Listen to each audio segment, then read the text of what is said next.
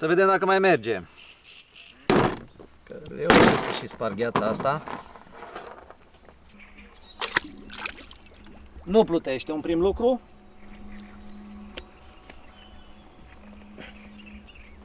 Și nu mai găsesc. Salut! Uite, m-am gândit să fac un review la un cântar, cântarul de la Z-Fish, Heavy Duty, așa se numește.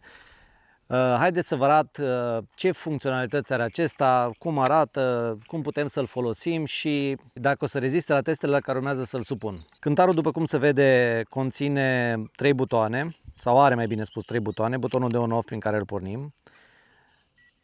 Unit, care reprezintă unitatea de măsură care o folosim, Libre, LibreOz, Oz.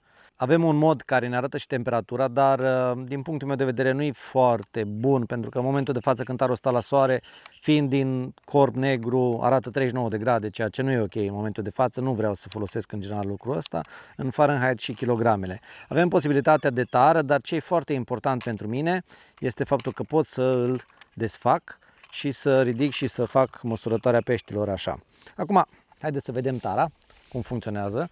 O să-l fac tara și în momentul de față îmi arată că are 1 kg, o și piuit, nu știu dacă s-a auzit că o piuit. 1 kg 600, dau ter și în momentul acum, observați că îmi și arată, asta îmi place foarte mult, minus 1 kg 600, asta e tara minus, deci în momentul în care voi începe să trag în jos, se calculează noua greutate, pot să-l prind așa de brațe. Și în același timp, brațele se fixează în partea de jos. Acesta este cârligul de agățare la un trepied. Și în partea de jos are posibilitatea de blocaj a cârligului. Și acum un test interesant. Moni, hai să vedem. Vin aici. Să zicem că s-a întâmplat din nefericirea să scăpăm cântarul în apă și nu plutește, un prim lucru.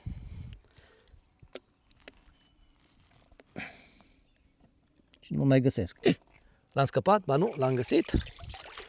Cântarul a ieșit din apă. Și acum, în momentul adevărului, mai funcționează sau nu mai funcționează? Stați să-l spăl.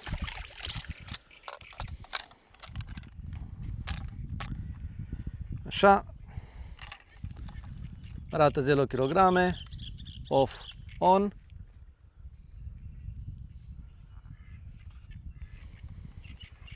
Cântărește, da?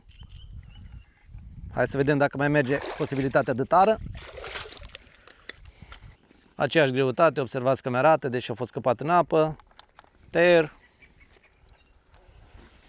Tara merge, unitatea de măsură. Temperatura a și scăzut, uitați-vă. L-am scăpat în apă, puțin a și scăzut. Mai am un test pentru el. Sunt tare curios să văd dacă rezistă să fie înghețat. Opa, avem și trăsătură. Lulu. Între timp a prins un pește.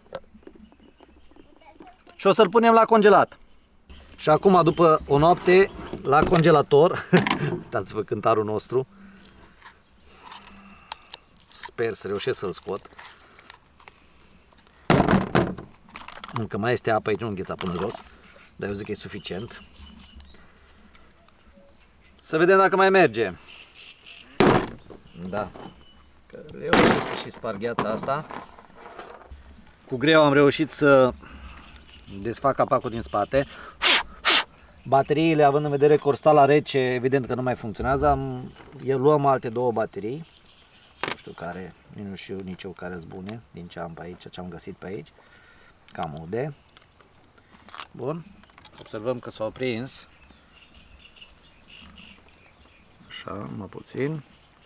Trebuie puțin până ce am găsit niște baterii care să fie bune.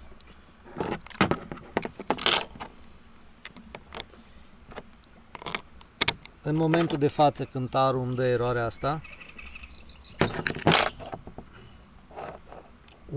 Nu știu ce, cred că e înghețat încă aici mecanismul. Îl lăsăm să se uște și vedem dacă pornește.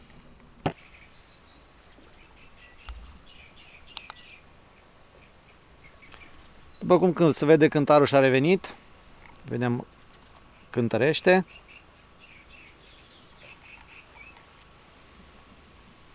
Se mai și vede gheața pe el. O rezistat testului de gheață. Sunt curios să văd câte grade ne arată. Asta e 8 grade. Bine, nu e atât, e mult mai cald. Încă curge apă din el. Aici încă este gheață. Nu știu dacă se vede. Cu aceleași baterii care le-am încercat mai înainte. Am încercat să las puțin pornit. O trecut și testul ăsta. Se vede încă gheața pe el. După ce se dezgheață complet, o să facem un test cu el în comparație cu un alt cântar care îl știe multă lume, să vedem dacă cântărește bine, că în definitiv asta contează. Aici avem un cântar de la o firmă destul de cunoscută, cred că e un lucru bun. Singura problemă e că acest cântar nu e chiar așa de exact, să zicem așa. Și pe 0. Zic în jur de 10 kg trebuie să aibă greata asta. Cât zice? Stai să văd. 10, fix. Fix 10, nu? Cât zice? 9,50. Deci acolo e. Acum, după cum spuneam, celălalt cântar, adică acesta, 50 de grame. Hai să ne mai uităm o dată. 9,500, 500 de grame. 500 de grame.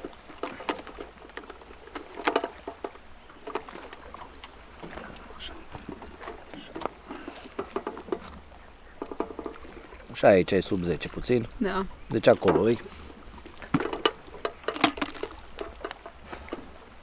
Cu asta am încheiat testările. Nu pot decât să recomand. Înghețat, aruncat în apă. Aruncat pe jos. S-o desfăcut. Used and abused. Vine vorba aia. Vă las fire întinse și să ne vedem cu bine pe baltă. Dați subscribe. Dați subscribe dacă v-a plăcut. Cântarul trecut prin înghețat, aruncat, spălat, scufundat și toate. Nu pot decât să recomand. Timpul ne va arăta dacă și va rezista, adică dacă nu o să fie probleme. O problemă, dacă e tot se băgăm de vină, o problemă care aș putea să vă zic este că pentru că a stat în apă, va trebui acasă să mă duc aici să dau cu ceva spray antirugină ca să nu se ruginească, să nu se corodeze conexiunile. Dar o să vă arăt și câteva imagini cu el desfăcut, pentru că Morin face semn că se termină bateria la aparat. Țineți aproape, fire întinse, dați un like, abonați-vă dacă vă plăcut conținutul. Salutare! Și pentru că n-am avut ce face, m-am pus și l-am desfăcut. Să văd cum arată în interior cântarul. Acesta este cântarul nostru. Cam astea sunt componentele, ăsta e difuzorul. Și observăm că de aia rezistă, pentru că aici este sigilat. În interior este complet sigilat, numai firele ce vin de la baterie și la elementul de cântărire, să zicem așa, nu sunt sigilate, dar și aici, dacă mă uit, observați, plastifiat, sigilat. Ăsta e motivul pentru care, din punctul meu de vedere, cântarul rezistă. Da, să vedem dacă știu să-l mai pun la loc.